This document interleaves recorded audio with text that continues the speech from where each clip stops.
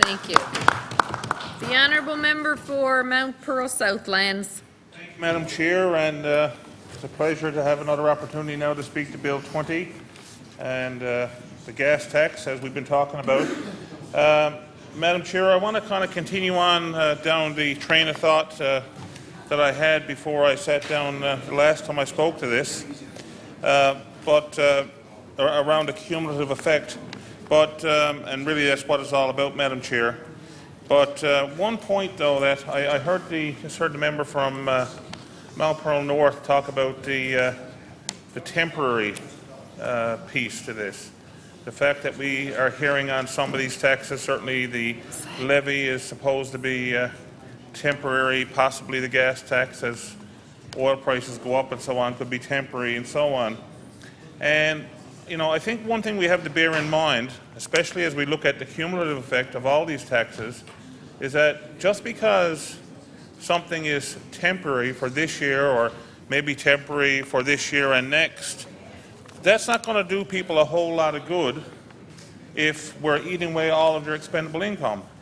Like, I don't think if somebody is having difficulty and you know, paying their mortgage, for argument's sake, I don't think that they're going to be able to say, well, it's because of all these taxes, but it's only temporary, and the bank is going to say, well, that's okay. You don't need to pay me back till next year or the year after because, you know, this extra expense is only temporary. I think if you go to buy groceries for your family, I don't think Dominion or Sobeys or Coleman's are going to say, you know, that's okay.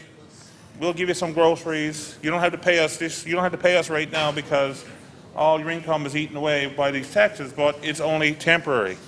So I guess the point is that whether some of these are going to be permanent or whether they're going to be for 1 year or 2 years or 3 years, certainly for the period of time that all these taxes are in play at the one time, whether they're temporary or not, they're still going to have an impact at that time.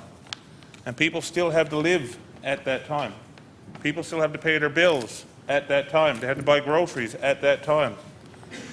Their kids are still going to be in hockey and so on at that. Well, maybe they won't be, because maybe they won't be able to afford it. But assuming they can stretch it, they're still going to have to incur all these expenses at that time. So I think it's important when we talk about this temporary piece that it all sounds nice, but people are living in the reality of today, what my bills are today. And that brings me into this whole concept of when we hear, you know, gas prices are only going to go where they were a year ago, or whatever the case may be. When gas prices were high, when oil prices were high and gas prices were high at the pumps, we're saying, well, we're only going back to what it was a year or two ago. And then we hear, well, with all the taxation, we're only going back to where it was in 2007. And then when we talk about insurance tax, well, we had insurance tax back 5 or 6 years ago, whatever it was, and we had a surtax back in 2007. Well, again, you know, we can all talk about what we had at different points in our history, but the reality of it is that people have a budget today. They have a budget today based on the income coming in the door and the expenses that they have. And many of these are set expenses. So while it might be fine to talk about let's go back in time to a time when taxes were lower and we didn't have all these expenses, the reality of it is that today I'm making ends meet, and tomorrow you're dumping everything on me that I didn't have all along. You're dumping it all onto my budget. My budget, not the province's budget, my budget. I can't afford it. I can't afford it. I cannot afford the cumulative effect of all this taxation. And that's the point that I think, to some degree, seems to be getting lost. Seems to be getting lost. And I don't understand why it's getting lost. I really don't understand why, because these are the conversations that I'm having with people. I mean, I'm not going to speak for everyone on, you know, over on this side of the house, but I mean, that's what I'm hearing. That's the emails I'm getting. And I know everybody's getting them. I know they are. Because a lot of the emails that we're getting are coming to all of us. Or some of them are coming to just a few of us. But I know everybody is getting it. And we're all getting one specific to our own district. right? That's the reason why I'm over here. Quite frankly, that's the reason why I'm over here, is because I was getting all that information like everyone else is getting, and I just simply could not, and I cannot, in good conscience, vote against the people that I represent. I just can't do it. Now, that's what it's all about at the end of the day. There's no hard feelings. There's nothing personal. I know everybody's getting it. I know they are. I'm not going to single people out. I think you're all fine people, every one of you. Every person in this house on all sides came here to do the best for their district. Every single one of us did. Nobody's bad here.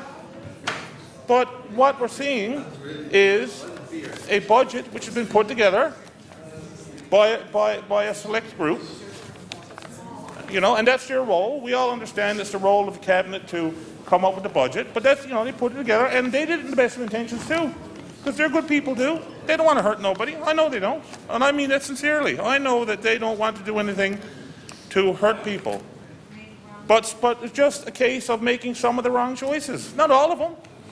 We've all acknowledged that something's got to be done. Everybody here acknowledges something has to be done.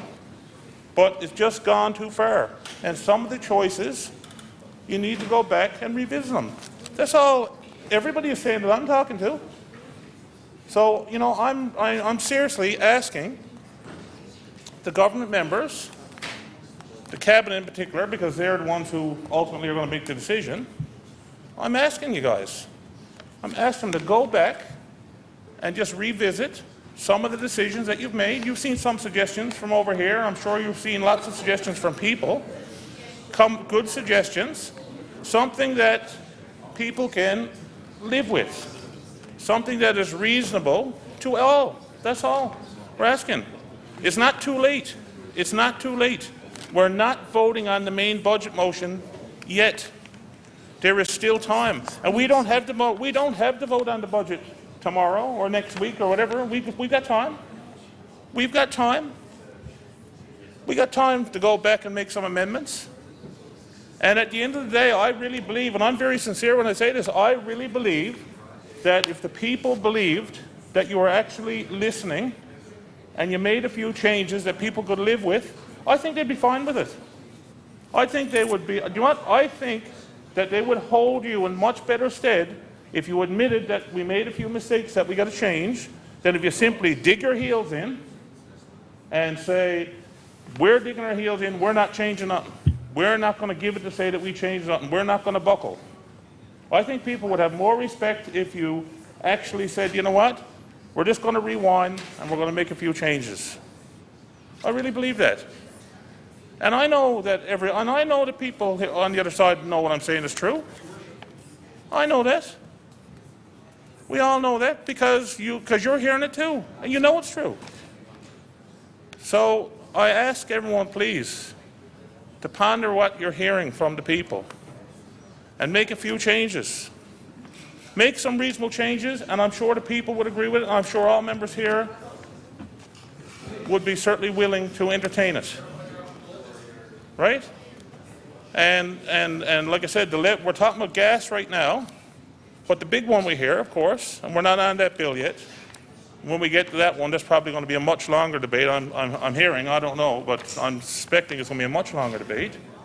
But when we get to the levy in particular, that's something that I think most people feel that there's some room there to drop it.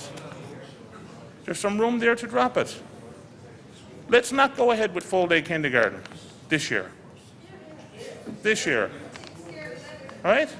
You know, we have a $30 million contingency fund. Right? We have a $30 million contingency. No, and I say to the member that he's against everything. I'm not against everything. I'm not against everything at all. I agree. I really believe in full-day kindergarten. I think it's the right thing to do. I believe it's the right thing to do. Right? I really do. But, you know, at the end of the day, is this the best time?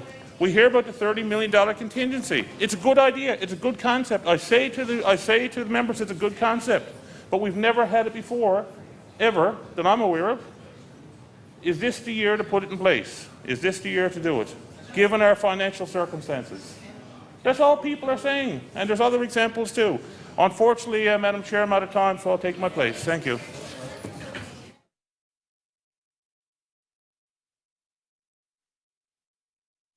Please, order please. The chair recognises the